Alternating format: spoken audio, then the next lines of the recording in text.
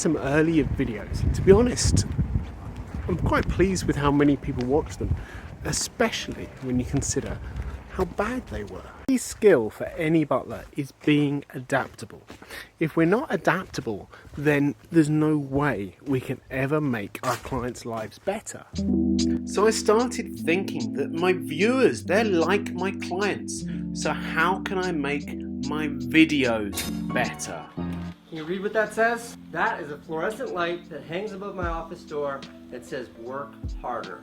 It also says the same thing tattooed on my wrist, just in case I forget. So butlers have to be adaptable. We have to be good at everything we do. But I guess I kind of ignored my own advice to begin with in YouTube. Because my whole reason for doing the videos was to help people understand how to be a butler. And I was basically doing it under as simple circumstances as I physically could. It was back in the lockdown of 2020. And I will not hesitate to tell you that I had no idea what I was doing. My children were much more interested in YouTube. And they would watch things like Ryan's World. I didn't know much about YouTubers. I'd heard of Mr. Beast and I'd heard of these other ones, but I hadn't even watched their videos.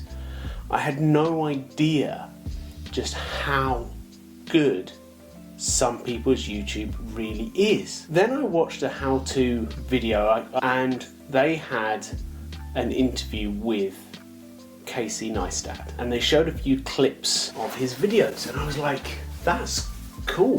The stylistic quality of his videos, the way they were edited was way better than the documentaries that you see. And you're thinking, how can one chap walking around New York City making a video about basically nothing, making a video about going to the corner store and buying a juice and coming home, and yet it's massively entertaining.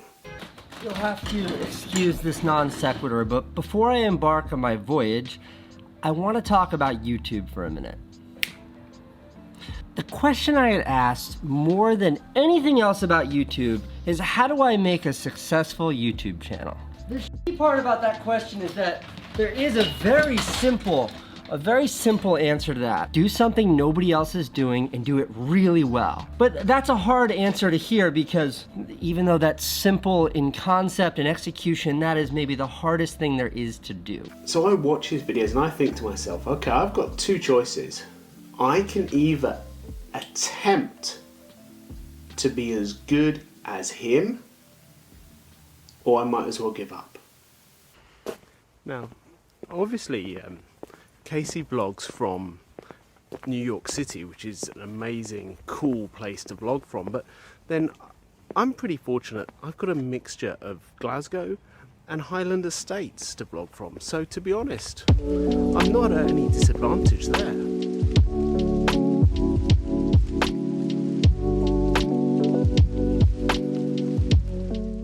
What he does that's genius is to make the mundane exciting.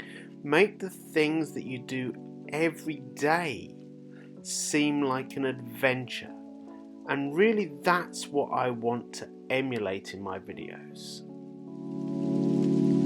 I'm not saying for a second that I feel that I have to be literally as good as him because, you know, he's an artist. But what I could emulate, what I could try and do was use his amazing qualities, the way the videos are edited.